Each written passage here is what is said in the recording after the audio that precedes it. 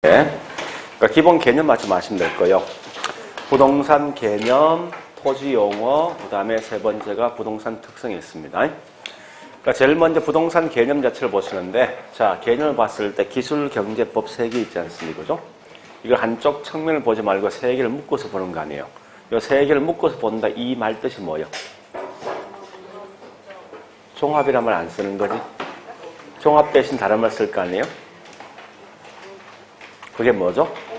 그렇지. 그러니까 항상 이제 부동산에서는 종합이란 말 대신 복합이라는 용어 쓴답니다. 그래서 복합 측면에서 개념을 봐보자 이겁니다. 결국은 복합 개념 부동산이 뭐냐? 그게 세 개 있죠. 뭐 있습니까? 기술, 경제, 법률 측면. 자, 그 중에 특히 중요한 게 법이 중요한데 법은 두 가지 구분되는 거죠. 뭐 있습니까? 법 구분. 네? 법은 크게 두 가지 구분되는 거 아니에요? 협의하고 광의. 그 두 개 차이가 뭡니까? 차이가?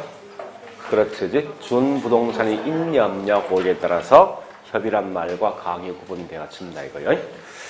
자, 물론 이제 토지에 대한 내용은 중요한 게 소유권이 중요하죠. 이건 넘어가고 그 다음에 정착물이 분명히 중요한 거예요. 그래서 정착물은 토지에 부착되어 있지 않습니까? 그죠? 부착되어 있는데 여기 구분 기준이 두 개 있단 말이에요. 일시적으로 부착되어 있냐 아니면 뭐 있습니까? 지속적이면서 계속적 부착되어 있고 따라 달라지겠다죠. 그래서 일시적으로 부착되어 있는 게 뭐죠?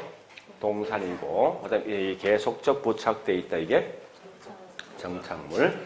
자, 다시 정착물 또다시 두 개 구분되는 거죠. 등기할 수 있는 것 없는 것.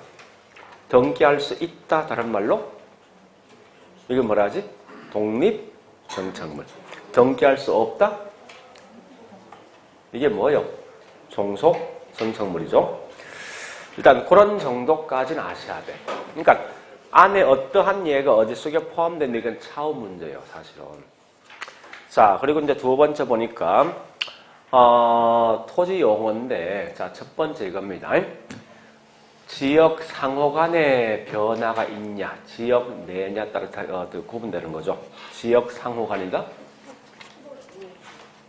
지역 상호간 후보지지, 지역 내는 이행지. 자, 그 다음에 토지 위에 건물이 있는 게 건보지. 토지 위에 건물이 없는데 앞으로 이용될 수 있는 땅이 뭐요? 나중에 이용할 수 없는 땅이 빈공자 공지지. 자, 그 다음에 세 번째 보니까 하나의 지번이 있는 거요. 필지, 가격이 있는 거요. 백지죠. 그런 정도는 꼭 아셔야 돼. 세 개 정도는. 자, 그 다음에 이제 부동산 특성 갑니다. 특성에 보니까 자연적 특성과 인문 특성이 있어요. 물론 우리 크게 이제 자연적 특성 보니까 중요한 게 세 개 있는데 땅은 이동할 수 없대요. 이걸 뭐라 하지? 부동성이죠. 같은 말이 위치가 고정되어 있다서 위치 고정성이라는 용어 쓴다고요. 자, 두 번째 보니까 사람들은 땅을 만들 수가 없답니다. 이게 뭐요? 같은 말이 생산되지 않는다 해서 비생산성이라는 용어 쓴답니다. 그 다음에 세 번째 보니까 땅은 절대 파괴되지 않는답니다. 이게 뭐요? 영속성이죠. 같은 말이 파괴되지 않는다, 불괴. 변하지 않는다, 불변. 이런 용어 쓴다는 거예요.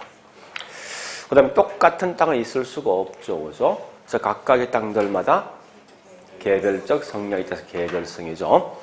또 땅은 항상 여러 개의 용도를 쓸 수 있어요. 여기 뭐죠? 용도 다양성. 일단 중요한 건 지금 처음 하니까 그런 개념까지는 아시고 그 안에 있는 구체적 내용은 지금 볼 필요 없는 거예요, 사실은요. 자, 일단 그 정도 봤으면요. 이제 오늘 할 것은 뭐냐? 우리 책에 보니까 84페이지 부동산 수요 공급이 있어요. 자, 일단 이 수요 공급은요. 우리 실제 보니까 매년 기본이 한 뭐 있습니까? 6개 정도 시험에 나온다고 생각하시면 될 겁니다. 자, 따라서 일단 저는 수업을 우리 이제 강의 노트 갖고 있죠? 그죠? 갖고 있으면 일단 맨 먼저 강의 노트를 먼저 하고 있죠. 두 번째 그 관련된 내용을 뭐 있습니까? 책을 통해서 체킹하겠습니다. 그런 형태로 수업할 거니까요. 자, 일단 이제 우리 과학인 요트는 보니까 10페이지죠. 네, 10페이지. 그래서 우리 보통 이제 이 전공 서적은 보통 나와 있는 게 부동산 경제론이라 나와 있습니다. 자, 일단 가장 중요한 게 수요와 공급인데요. 이렇게 좀 아셔야 됩니다. 어차피 우리 항상 이 부동산은 사회과학이다 보니까 항상 비교할 때성이 분명히 있다는 거예요. 그래서 어쨌든 지금 하고 있는 수요는 반드시 뭐 있습니까? 공급과 서로 비교해야 된다. 이걸 먼저 아셔야 돼요. 그래서 항상 이렇게 서로 두 개 비교하면요, 명확한 개념도 알 수 있을 것이고 또 어떤 걸 장난친다 그걸 알 수가 있어요. 그래서 맨 먼저 첫 번째 보니까 수요 개념. 그러니까 수요란 것, 수요와 공급이 뭐냐, 이걸 먼저 파악하는데, 일단 이걸 하기 전에 먼저 있죠. 기본 용어를 좀 아셔야 됩니다. 앞으로 이제 이런 약자를 좀 쓸 거예요. 그러니까 수요란 건 보통 제가 쓸 때 이렇게 D라는 용어를 쓸 거예요. 물론 이건 디맨드에 대한 약자죠. 디맨드. 그 다음에 또 공급이란 것은 항상 제가 S라는 용어를 쓸 겁니다. 그래서 이건 결국은 뭐 이런 거에 대한 약자인데, 그죠? 그 외에 보니까 또 뭐 있습니까? 이런 가격이라는 것은 P라는 용어 쓸게요. 프라이스라는 약자인데, 그 다음에 양이란 것은 뭐 있습니까? 앞으로 제가 Q라는 용어 쓰겠습니다. 물론 그 내용을 보니까 QD 이렇게 쓴 책이 있어요. QD 또는 QS 이렇게 쓴 책이 있습니다. 그럼 결국은 이 말은 뭐 있습니까? D는 수요고 S는 공급 아니에요? Q는 양이니까 QD는 수요량, QS는 공급량이라 쓰겠죠. 그리고 그 이외에 보니까 뭐 이런 약자를 가끔 씁니다. 우리 책에 보니까 I란 말, R이란 말, Y란 말, 뭐 이런 거 쓰거든요. 이게 전부 다 무슨 말인가 하면 이런 말이 이자율 또는 수익률 또는 할인율 이런 거에 대한 약자로 생각하시면 돼요. 그러니까 원래 I라는 것은 뭐 있습니까? 이런 말에 대한 약자거든요.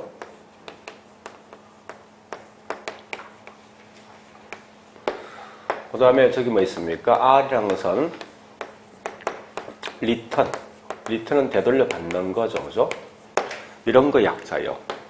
Y도 결국은 뭐 수학. 그러니까 수학한다. 이 말인데,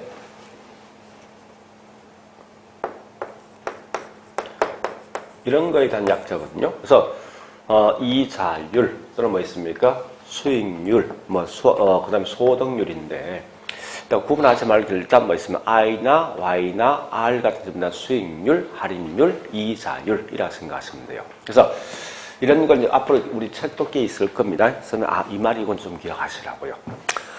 자, 일단 그러면요, 첫 번째, 거기 보니까 우리 책은 분명히 수요 따라 공급 따라 되어 있지만 이걸 따라 보지 말고 있죠. 수요와 공급을 같이 합쳐서 봐야 돼요. 그러면 명확하게 그 내용을 파악할 수 있어요.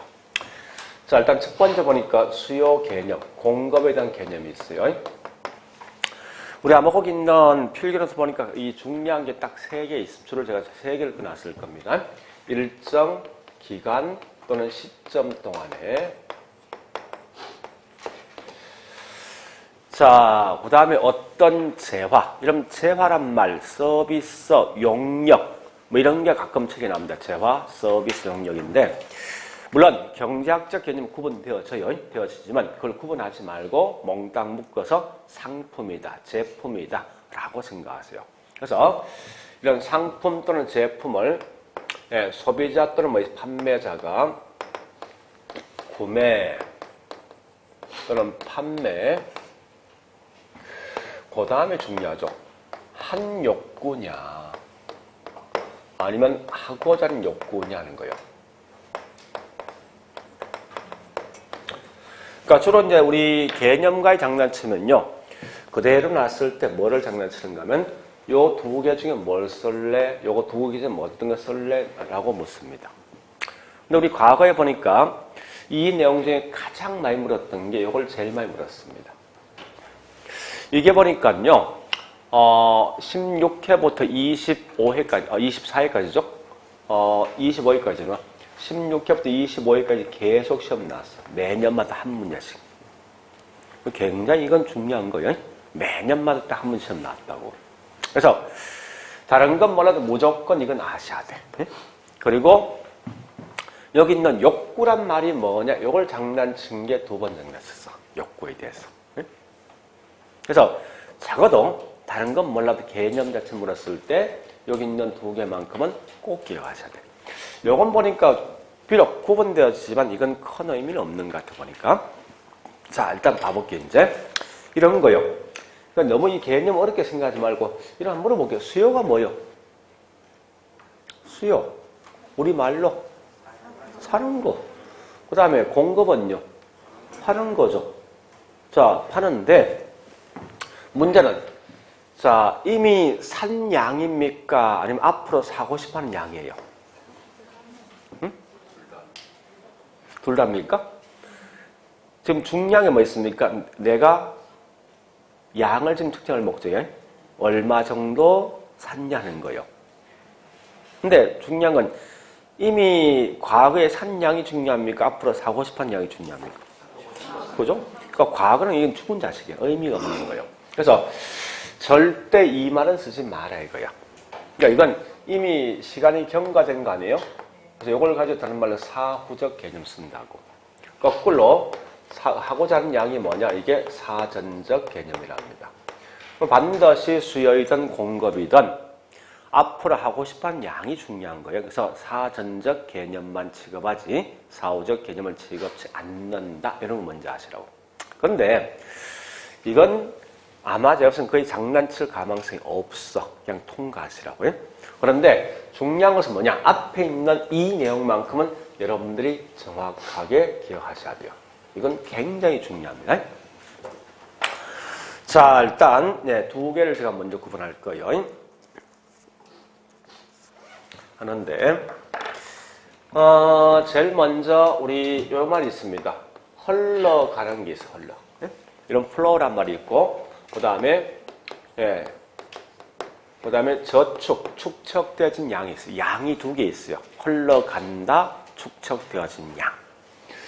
자, 이걸 뭐라냐? 다른 말로 우린 유량이란 말 쓴답니다.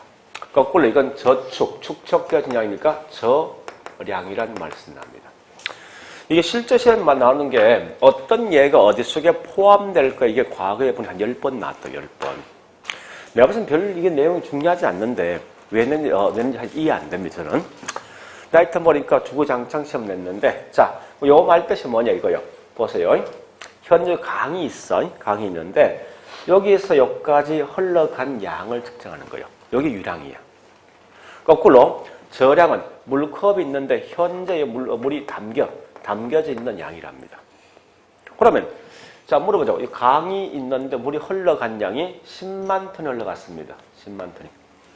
이 많이 흘러간 겁니까? 네? 적게 흘러간 거예요? 왜 모릅니까? 기준이 뭔데? 그렇지. 그게 있어야지. 이와 같이 흘러간 양은 반드시 언제부터 언제까지는 단서가 붙어 있어야만 설명할 수 있을 거 아니에요. 이게 뭐냐? 다른 말 유량이고 기간 이게. 언제부터 언제까지니까. 그래서 얘는 반드시 뭐 있습니까? 이런 기간적 개념을 갖고 있어요. 그런데 이 저량은요. 물이 담겨져 있는데 얘는 현재냐, 3년 전냐, 특정한 시점이야. 어느 어떤 특정한 순간에 있는 내용이라고. 언제부터 언제까지 담겨진 양을 말하는 게 아니라. 그래서 이건 항상 뭐 있습니까?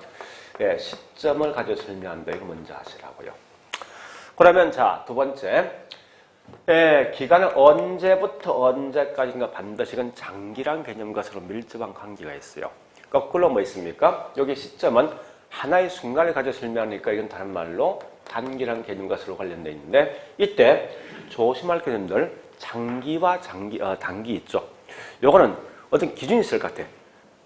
몇 년 경과되고 몇 달 경과되었을 때 장기, 그 이전은 단기라 쓸 것 같은데 그 기준이 기준이 얼마 됩니까?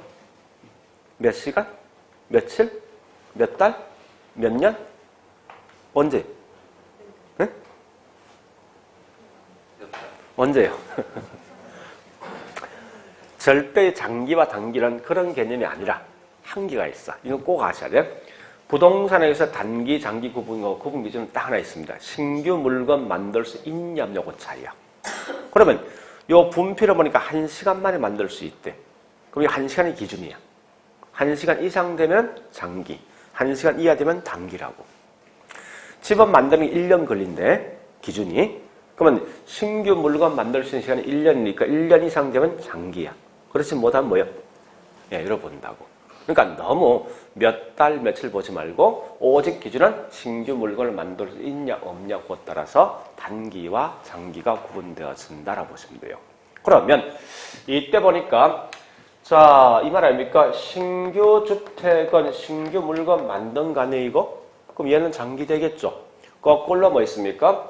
이런 기존 주택 또는 재고 주택, 기존 주택은 재고입니다. 얘는 뭐가 되겠습니까?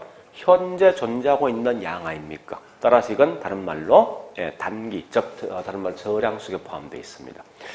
여러분들은 다른 건 몰라도 요 세 개만큼은 꼭 기억하셔야 돼. 응? 반드시 기억해, 반드시. 물론 이거 이외에 우리 아마 책을 보니까 있죠? 잠시 자 87페이지 책 갑니다. 자 87페이지 보니까 거기 보충 설명에서 첫 번째 유량과 저량 책 자 우리 기본서 그래서 거기 있는 박스 유량과 저량에 대한 예가 꽤 많다 그죠? 그럼 그 절대 그거 다 암기하는 게 분명히 아니에요. 나머지 내용은요, 문제 푸는 요령이 있어요. 어떻게 푸는지 압니까? 여기 보세요. 자, 이런 거요. 만약에 어떤 말이 딱 났을 때, 앞에다 있죠. 월, 일을 딱 집어넣고 이게 말이 되어지면 무조건 이건 유량입니다. 근데 말이 안 돼. 뭔가 좀 이상해. 이럴 땐 뭐하냐? 여기다가 현재란 말을 딱 집어넣으면 말이 되게 돼 있어요. 이럴 땐 뭐 있어요? 이게 저량이 된다 생각하시면 돼요. 그러니까 요 정도만 기억하시라고. 무슨 말이냐? 자, 우리 여기 있는 원주의 인구 얼마 됩니까? 네? 34만. 그럼 여기 34만 되면 백화점 없겠네? 있습니까? 우리 보통 미니멈 백화점은 40만 이상 넘어야지 들을 수 있어. 기본적으로.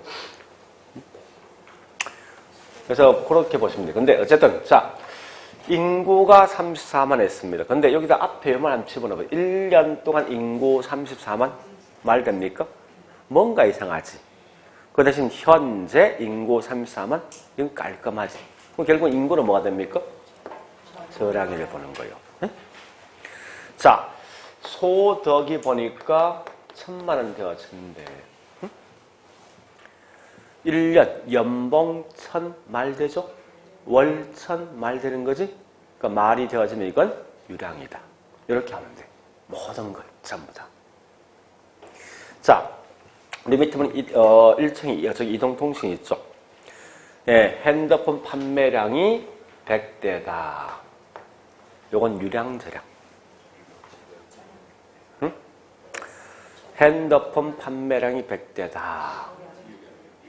1시간 동안 100대, 한 달 동안 100대, 하루 동안 100대 이 말 되는 거 아니에요? 그죠? 그러면 이거 유량이지. 이걸 좀 더 확장해 볼까? 자, 아파트 거래량. 이게 판매량 아닙니까? 그죠? 거래량, 저거 뭐 있습니까? 매매량, 착공량, 허가량, 건축량, 완공량, 몽땅 다 뭐 이거 유량 속에 포함되는 거 이게. 응? 같은 맥락이지만 소득이 뭐라고요? 소득. 유량이죠. 소득 같은 말이 뭐냐? 수익, 순수익. 요 말 아닙니까? 그죠? 자, 그 다음에 주택 30평이 보니까 3억 한대. 원주시에. 주택 가격은 유량, 저량? 1년 동안 집값 3억. 말 됩니까? 이거보다 현재 3억 훨씬 더 깔끔할 거 아니에요. 그래서 가격, 가치, 자산 다 같은 말이에요. 이게. 이런 건 뭐냐? 저량. 임대료 보니까 120대인데 유량, 저량? 임대료. 이게 월세 아닙니까? 월, 연 이 말 붙는 거지. 그래서 임대료 이건 당연히 유량이라고. 그러니까 원래 그렇게 이제 문제 구분하는 거예요. 하는데 그 내용을 다 보지 말고 지금은 중요한 건 요 말만 여러분 꼭 기억하세요. 나머지는 문제 푸는 이렇게 풀 거니까 나중에. 자, 일단 요거는 꼭 구분하셔야 됩니다. 그 다음에 두 번째, 여기 있는 욕구란 말, 욕구가 있습니다. 자, 욕구는 크게 두 가지 구분되어야 되는 거예요. 자, 첫 번째 보니까 유효란 말이 있고 있죠. 그 다음에 유효수요, 유효공급이 있어요. 반대 거꾸로 뭐가 있는가 하면요. 잠재수요, 잠재공급이라는 게 있어요. 잠재수요. 그러니까 유효란 말과 잠재에 대한 구분 기준이 뭐냐 이걸 좀 보셔야 돼요. 보는데 자, 일단 이 구분 기준이 이겁니다. 할 의사가 있냐 없냐, 할 능력이 있냐 없냐 따라서 구분되어진다. 자, 이 말은 유효수는 뭐 있습니까? 구매할 의사, 구매력입니다. 거꾸로 유효 공급이 뭡니까? 다른 말로 팔 의사, 팔 능력 생각하시면 돼요. 근데 이 공통점은 둘 다 사고 싶어 해. 팔고 싶어 한다고. 근데 차이점이 뭐냐? 예, 살 능력이 되고 팔 능력이 되는 게 유효수이고 돈이 없기 때문에 예, 만들지도 못하고 사지도 못한답니다. 이게 다른 말로 잠재예요. 그러니까 이 말 아닙니까? 현재 30평이 보니까 3억 정도 하는데 둘 다 이 물건 사고 싶어 해. 근데 얘는 그만큼 돈을 예, 충당할 능력이 되니까 살 능력이 되는 거 아니에요. 이게 다른 유효수이고 거꾸로 현재 돈이 없기 때문에 사지 못한다. 이게 다른 말로 잠재랍니다. 자, 그러면 우리 현재 여기 있는 수요량을 파악할 목적인데 과연 유효수요와 잠재수요 어느 범위까지 이 수요량 속에 포함할 것인가 하는 문제예요. 오직 유효수요만 취급할 것인가 아니면 잠재수요까지 이 속에 포함할 것인가 하는 문제입니다. 자, 생각해 보세요. 내가 현재 보니까 30평 현재 3억 하는데 지금은 돈이 없어. 근데 앞으로 50년 후에 이 돈을 얼마나 할 수 있을 것 같아. 이것까지 현재 수요량 속에 포함한다. 이건 논리상 안 맞는 것 같아, 분명히.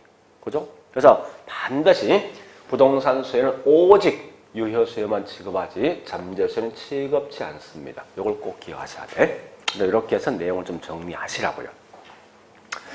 자, 따라서 우리 이 수요 공급의 개념에서는 딱 두 개, 유량과 저량 차이를 좀 기억하시고 또 욕구에서 반드시 유효 수요 말 뜻이 뭐냐 이것만 좀 기억하시면 되겠습니다.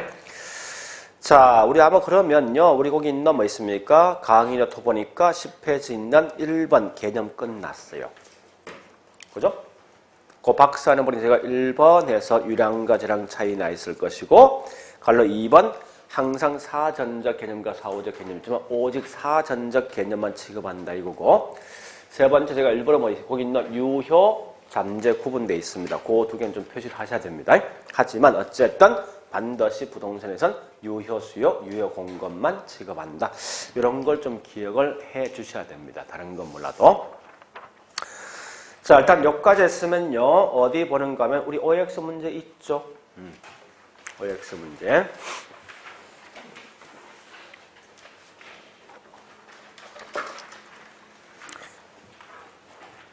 예, 거기 있는 1번, 2번 과거에 기출된 문제 그렇게 시험 나왔습니다. 가볍게. 그래서 1번이 뭐냐 이 말이죠. 수요란 것은 뭐라 했습니까? 구매하고자 하는 의사와 능력을 말한다. 이 말이 뭔데 한마디로? 그러니까 키워드는 부동산 수요는 반드시 유효 수요만 의미한다 이거죠. 그죠? 자, 그 다음에 2번요. 2번 보니까 부동산 수요는 구입에 필요한 비용을 지불할 수 있는 경제적 능력이 뒷받침되는 유효 수요의 개념이다. 한마디 다 빼버리면 뭐 있습니까? 부동산 수요는 무슨 수요? 유효 수요다. 그렇게 시험 내겠네. 그 다음에 자, 세 번째 3번 갑니다. 이런 것 모두 저량에 대한 자료에 해당된다. 자, 보세요. 거기 기억이 뭐요? 핵심 순영은 필요 없고 뒤에 뭐 있습니까? 소득은 뭐지? 유량이지. 자, 니은번 뭐요? 앞에 뭐 붙어 있어? 맨 앞에 연나 있지. 무조건 이거 유량이지. 그죠? 그 다음에 세 번째 뭐 있습니까? 앞에 뭐가 있어? 월나 있네. 깔끔하게. 그 다음에 니얼분 뭐나 있습니까? 월나 있죠? 그 다음에 미연번은 끝에 뭐 있습니까? 자산. 또는 가치, 가격. 이건 몽땅 다 저량이죠. 코놈땅 틀린 거죠? 그렇게 시험 낼 수도 있고, 그 다음에 네 번째 갑니다. 네 번째는 보니까, 우리 항상, 우리 지난주에 했어요. 부동산은 절대 단순화시켜야 돼. 뭐는 뭐다. 중간 개념 싹 빼버리고, 부연 설명을. 그럼 거기 있는 뭐 4번은 깔끔하게, 뭐는? 유량은? 우리말 번역하지 말고, 있는 대로. 유량은 시점이다. 이 서로 연관성이 있습니까? 없잖아요. 그렇게 자꾸 생각하시라고 문제 풀 때. 그 다음에 5번은 뭐 있습니까? 자, 재고량, 가치, 요건 유량저량. 저량이지. 그죠? 자, 일단 그거까지. 나오는 패턴 알겠죠? 그런 형태로 나옵니다. 그러니까 공부도 그렇게 하시라는 거예요. 자, 일단 여기까지 봤으면요. 이제 여기까지 했으면, 예, 우리 저기 뭐 있습니까? 책에 있는 내용 정리할게, 이제. 책. 자, 책 보니까요. 86페이지 나와 있습니다. 그래서 86페이지 보니까요. 예, 첫 번째 수요 개념. 자, 그런데 여기 보세요. 우리 분명히 그 책에 보니까 일정 뭐라 써놨습니까? 절대 시점 쓰면 안 돼. 일정 기간이란 용어 써야 돼. 이유가 있어요. 자, 이 말입니다. 내가 있죠. 이거 보세요. 보통 양주를 먹는 양이 5병을 먹습니다. 응? 실제 먹는다고요. 그러니까 느낌이 되게 많은 것 같죠? 10년 동안 먹는 양이야. 1시간 동안 먹는 양이야. 하루 동안 먹는 양이라고. 결국 뭔가 하면 이 양이 많다 적다 표현하기 전에 앞에 뭐가 있어야 돼? 언제부터 언제 단서가 있어야지. 그래서 우리 항상 뭐 있습니까? 수요이든 공급이든 그 양이 많다 적다 표현하기 전에 반드시 시점이 아니라 뭐가 들어야 됩니까? 그래서 항상 일정 기간이란 용어 들어오는 거예요, 이게. 응?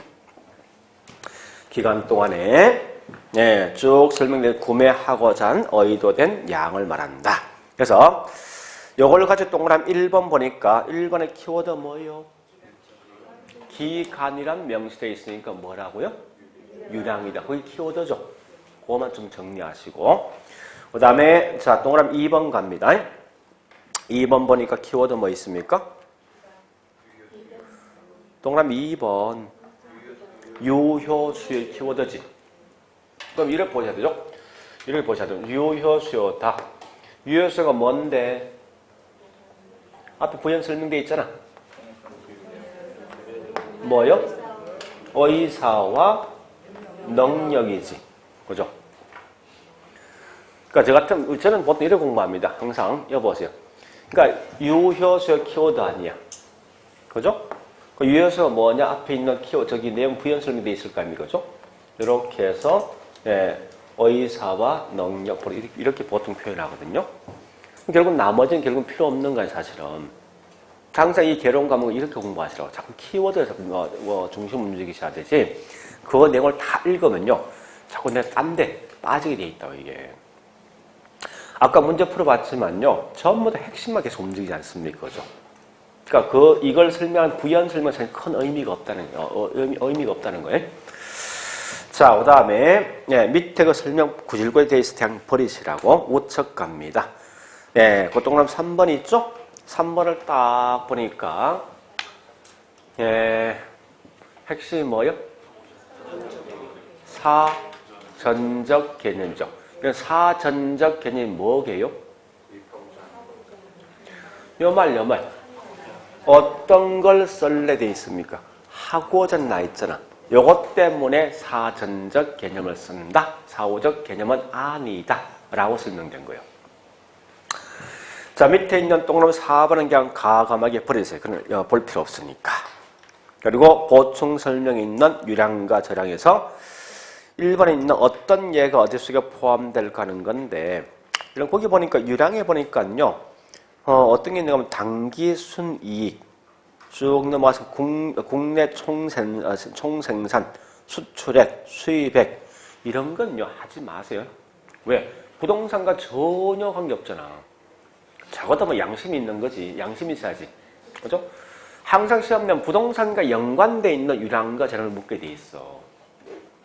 그러니까 지금은 그냥 이런 거기 내용을 다 보지 말고 나는 이거 위주로 공부한다 생각하세요. 응? 요거까지 마시면 돼. 다음에가 좀 더 확장할 테니까요. 자, 이제 수요 개념 했으면 어디 가야 됩니까, 이제? 어디로 가야 돼요? 그렇지. 공급과 바로 비교하셔야 되지. 94페이지. 자, 94페이지. 자, 큰 2번. 부동산 공급이라고 하나 있습니다. 자, 공급 개념 보니까 첫째 줄 중요한 키워드가 뭐 있습니까? 두 개 있지 않습니까? 그죠? 첫 번째 뭐 써야 된다? 일정 기간 동안에 쭉 가서 공급자가 하고자 하는 거지. 하고자 하는 의도된 양을 말한다. 그래서 동그라미 1번 뭐는 뭐다? 네? 기간이란 용어를 썼기 때문에 뭐다? 유량개념 이래 가야지 항상. 항상 볼 때 있죠? 주제가 있고 거기는 이 마지막 결과가 있어야 돼요. 그러니까 뭐는 뭐다? 주제는 뭐다? 들어있는 항상. 자, 2번 가볼까? 2번도 동그라미 2번도 키워드 뭐요? 유효 공급이다 하는 거죠. 유효 공급. 일단 고려 보시고요. 그 다음에 동그라미 3번 갑니다. 3번 뭐가 있습니까? 그러니까 하고자 하는 양이 되니까 이건 사전적 개념이다 이거죠. 또 그렇게 보시고 밑에 있는 4번 같은 건 볼 필요 없는 거죠. 자, 그런데 여기까지 봤습니다. 자, 다시 할게요. 우리 아까 문제 풀면 딱 중요한 건 두 놈이잖아. 뭐와 뭐? 요거 하고, 그죠? 그 다음 뭐가 중요합니까? 예, 여기 있는 요 개념이 중요한 거지. 아니, 문제 보니까 사전적 개념 장난칠 게 별로 없어요. 이건 그냥 가감히 통과시키라고. 자, 일단 여기까지 했습니다. 네, 두 번째 이제 우리 다시 강의 노트요. 내용을 딱 보니까 뭐가 나 있는가 하면요. 중요한 건 이제 곡선, 수요 곡선, 공급 곡선과 법칙이 중요합니다. 자, 일단 이렇게 보겠습니다. 잠시만요. 아까 있습니다. P란 건 가격이죠. 이 분필 가격이 100원, 200원, 300원 되었을 때 QD가 뭐요? 무슨 양? 수요량입니다. QS란 게 뭡니까? 공급량이고 현재 200원 되었을 때 이렇게 수요이든 공급이든 이 정도 살 의사와 팔 능력이 있습니다. 자, 물어보자고요. 뭐 다 알겠지만 가격이 비싸면 수요량은요? 줄겠지. 가격이 싸면 양은 늘어나죠. 따라서 현재 여기 있는 200원 되는 게 300원 정도 올라가면 이 양은 과거보다 줄더라 이겁니다. 거꾸로 물건 가격이 이렇게 떨어진다면 훨씬 더 싸다 보니까 그 양은 분명히 늘어날 거예요. 틀림없이. 근데 반대로 공급자 입장은 중요한 건 공급량을 만들 때 이 물건 등을 만들음에 따라서 나한테 떨어질 수 있는 이익이 많냐 적냐 이게 분명히 중요하거든요. 그래서 가격이 올라가면 그만큼 뭐 있으면 공급자 입장에서 더 많은 이윤 자체가 발생한다고 함에 따라 그 양은요 늘어나겠죠. 거꾸로 뭐 가격이 떨어지면 그만큼 손해 보니까 양은 줄 수밖에 없다고요. 자, 그러면 첫 번째 볼 게 뭐냐 이겁니다. 첫 번째는요. 여기 있는 가격이 보세요. 가격이 올라가면은 수요량은 감소하고죠. 가격이 떨어지면 뭐 있습니까? 수요량은 이거보다 늘어나죠. 요 모양새가 같은 방향, 반대 방향. 반대 방향이죠. 따라서 우리 항상 수요 법칙은 가격과 양은 항상 반비례 관계된답니다. 자, 거꾸로 있죠. 이 가격과 공급량의 관계를 보니까 결국은 가격이 올라가면 공급량은 늘어나지. 그죠? 가격이 떨어지면 공급량도 그만큼 얘보다 감소합니다. 따라서 결국은 가격과 공급량은 반드시 뭐 있습니까? 같은 방향 움직인다 해서 비례관계다라고 쓴다 쓸 때. 자, 그런데 이걸 갖다 했죠. 우리 말로 한 개 한 개 설명이 굉장히 복잡해지거든. 그러니까 이렇게 하지 말고 이걸 한눈에 볼 수 있게 그래프를 만들어 보자 이겁니다. 자, 그래프를 만들 때 우리 항상 약속할 게 있습니다. 무조건 그래프는 세로축은 항상 가격선이라고. 거꾸로 요 가로축은 뭐냐? 무조건 양인데 지금 하고 있는 게 뭐 있습니까? 수요량을 하고 있기 때문에 여기 있는 수요량을 할게요. 그래서 여기 있는 표를 그대로 한번 써볼게요. 100원 될 때, 200원 되었을 때, 300원 되었을 때, 10개, 20개, 30개 있습니다. 자, 여기 있는 표를 그대로 갑니다. 100원 한 몇 개 정도 삽니까? 200원 되면요? 300원 되면요? 10개 줘죠. 이 점들을 전부 다 연결한 게 이게 뭐냐? 다른 말로 우린 수요 곡선이에요. 그죠? 이제 현재 수요 설명하고 있는 거 아닙니까?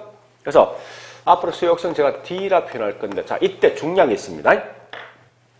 우리 그래프 일름법이 중요합니다. 자, 잠시 여기 현재 보니까 가격선 아닙니까? 여기 양이죠. 그죠? 여기 기준 0인데 우리 가격은 보니까 이 높다, 낮다는 결국은 상하로 표현합니까? 이거 자체가 좌우입니까? 요 표현이. 앞으로 그래서 나왔을 때 무조건 상하란 말 나오죠. 이건 분명히 가격에 대한 설명이에요. 그걸 꼭 아시라 이겁니다. 거꾸로 이 양은 양이죠.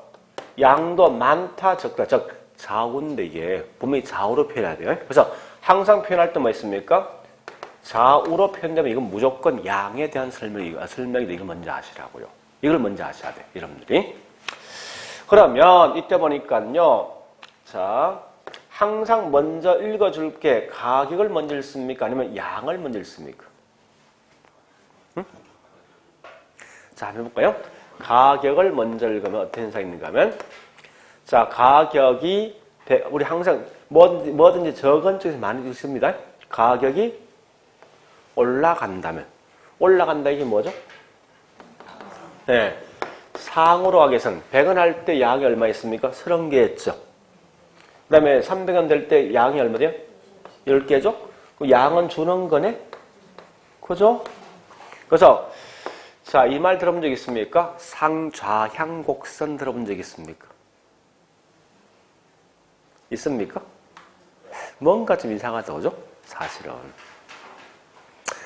이 말입니다. 지금 우리 현재 수요이든 공급이든 한 목적은 가격을 파악할 목적 아니야.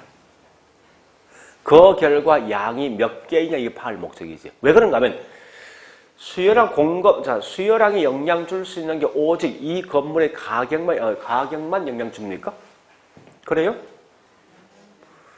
가격 이입에 뭐 있습니까? 내 소득이란지, 또 뭐 있습니까? 금리란지, 또 세금이란지, 또는 뭐 있습니까? 은행에서 대출되는 대출 비율, 또는 내가 이 물건 좋아한다, 싫어한다, 직장과의 관계 등등이 전부 다 이 집에 다 영향 준단 말이에요, 이게. 그러면 이 말 아닙니까? 결론상 양이 몇 개냐, 요걸 파악할 목적이. 그죠? 원인 자체가 뭐 있습니까? 이러이러한 원인이 있으면 결론은 양이 몇 개는 파악할 목적이라고. 따라서 항상 뭐 있습니까? 우린 수요이든 공급이든 이 그래프를 읽어줄 목적은 마지막 결론상에 뭐 양을 먼저 읽고 반대로 가격을 읽게 돼 있어. 항상. 그러면 자, 다시 합니다. 양을 먼저 읽어줄 때 뭐 있습니까? 양이 뭐요? 많아지기 위해서 우측가는 거지. 그죠? 그럼 결국은 10개 했을 때 가격이 얼마요? 근데 30개면 가격이 얼마요? 그럼 가격이 뭐야 돼? 떨어지는 거지. 그지? 이 말은 양이 우측으로 하기 위해서는 가격이 뭡니까? 그래서 우리 항상 이 수요 곡선 읽을 때 우하향 곡선을 읽는 거예요. 그죠? 그런 결과 수요는 반드시 뭡니까? 우린 우하향 곡선이다. 이렇게 시험 될 거 아니에요. 그죠? 자, 반대로 이제 공급 관련돼 있는 내용 갑니다. 공급도 똑같은 거요. 그러니까 우리 지금 오늘 하는 게 사실은 수험생님들 약간 힘들 수가 있어요. 처음 보는 그래프다 보니까. 근데 지금 하고 있는 이 그래프는 반드시 알고 있어야 됩니다. 요건 조금만 알고 있으면 금방 따라갈 수 있으니까. 이해 안 되면 무조건 있죠. 옆에 있는 사람 물어보라고. 네? 그래서 항상 이건 내 걸로 가져가야 됩니다. 이건 가장 기본이면서 매년 시험 나오니까. 자, 공급도 여기 있는 요렇게 가보자고 이제. 똑같이 얘가 뭐 100원 할 때, 200원 되었을 때, 300원 되었을 때 여기 있는 양이 이렇게 있습니다. 자, 그럼 저기 있는 내용 보니까 100원 할 때 몇 개 샀습니까? 만듭니까? 10개지. 그죠? 200원 되면 예, 이렇게 만들 거 아니에요. 300원 되면요. 30개 만들겠다. 그죠? 자, 이렇게 점이 있어요. 요 점들을 전부 다 연결해 보면 이러한 곡선이 나오겠다. 그죠? 지금 하고 있는 이 곡선은 뭘 설명하는 거예요? QD니까 뭐죠? 공급 곡선 설명하는 거죠. 그럼 공급 곡선 일련법이 중요한가 아니에요. 얘는 어떻게 읽습니까? 양이 우측으로 가기 위해서는 가격도 올라가지. 우측은 점점 올라가더라고요, 이게. 그래서 이걸 표현할 때 이렇게 설명하더라고요, 이겁니다. 그죠? 자, 그럼 여기서 벌써 우리 중요한 정보를 알 수 있어요. 아까 했지만 자다 우다 이건 가격입니까 양입니까? 양이지. 상이다 하는 뭐요? 가격이죠. 그럼 이 말 아닙니까? 양이 많아지면 가격이 뭐합니까? 떨어지지. 그 가격과 양은 무슨 관계요? 요 말 나오네 보니까. 그지? 또한 야채는 뭐 있습니까? 양이 많아지면 가격이 뭐합니까? 올라가지. 같은 방향이죠. 그래서 결국은 우하, 우상을 통해서 뭐 있습니까? 이런 개념까지 알 수 있다는 사실은. 그럼 이거 어떻게 시험 내려는 건데 뻔한 겁니다. 이렇게 시험 내거든요.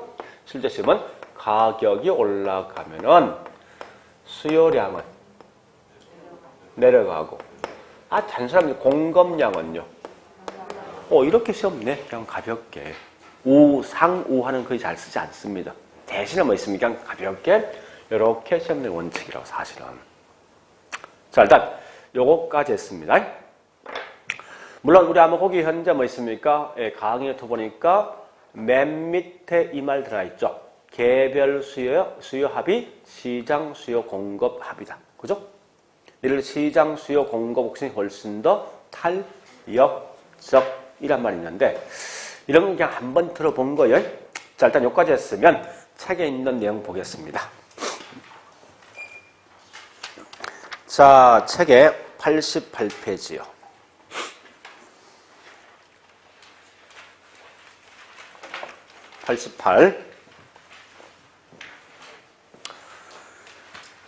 자, 그 양갈로 3번 수요 법칙 나 있죠. 갈로 1번 수요 법칙 나 있죠.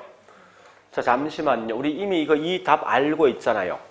수요 법칙이 뭐요? 수요 법칙, 이 법칙 아니에요, 이게. 이걸 알고 있으면 그 안에 있는 작은 것을 읽어볼 필요 있으면 없잖아, 분명히. 그죠? 다음은 몰랐을 때 보는 거지.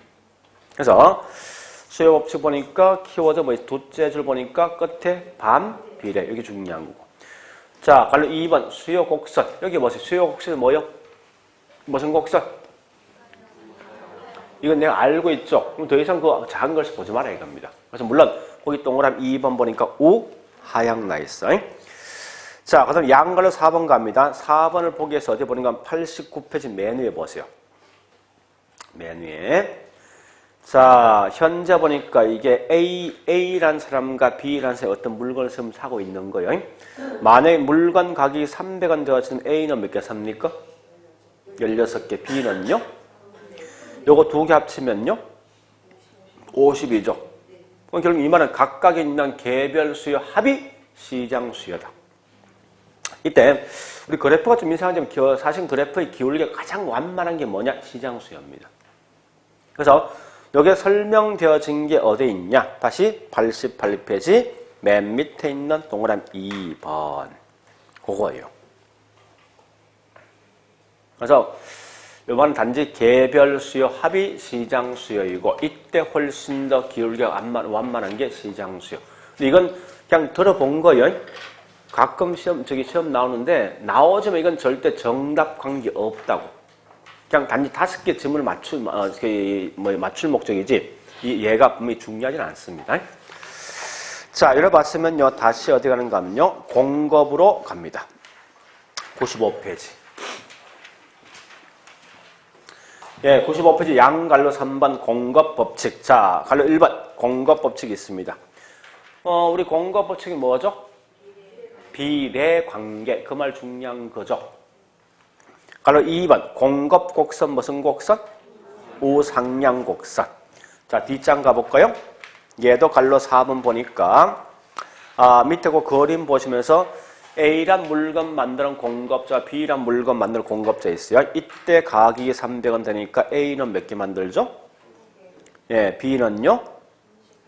30개죠? 따라 그래서 결국은 시장 전체 수혜량이 얼마입니까? 50이죠. 이 말은 우리 그 갈로 이 바로 위에 있는 갈로 2번 보니까 개별 공급을 전부 다 합치면 시장 공급 된다는 거예요. 따라서 이때 훨씬 더 기울기 완만한 게 시장 공급이다. 결국 이 말은 수요이든 공급이든 개별 합이 시장이 될 것이고 훨씬 더 기울기 완만한 게 시장이 더 된다. 이 정도 마시면 된다고요. 자, 그런데 일단 제가 한 건 지금 2개 했어요.